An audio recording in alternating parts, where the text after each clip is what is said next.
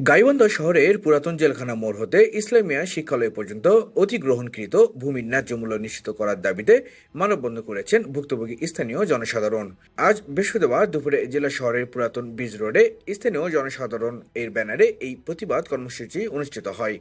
আমাদের এলাকার সাতলাপুরের ভিত্তিতে জমি অধিগ্রহণ হয়েছে। গোবিন্দগঞ্জের জমি অধিগ্রহণের জন্য দীর্ঘদিন ঝুলে ছিল, তারা আন্দোলন করেছে, আইনি মোকাবেলা করেছে।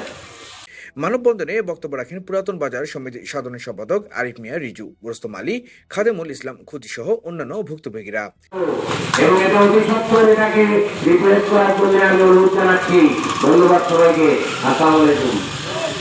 এ সময় বক্তারা ক্ষোভ প্রকাশ করে বলেন, পুরাতন ব্রিজ রোড শহরের একটি অত্যন্ত গুরুত্বপূর্ণ ও ব্যস্ত বাণিজ্যিক এলাকা। তা সত্ত্বেও এই এলাকার জনসাধারণকে ভূমি অধিগ্রহণের ন্যায্য মূল্য থেকে চরমভাবে বঞ্চিত করা হচ্ছে।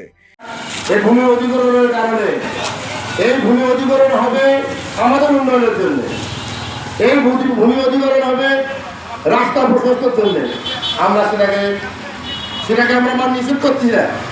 এটা ভূমি অধিগ্রহণ হোক, রাস্তা প্রশস্ত হোক, এটা আমরা সবাই চাই।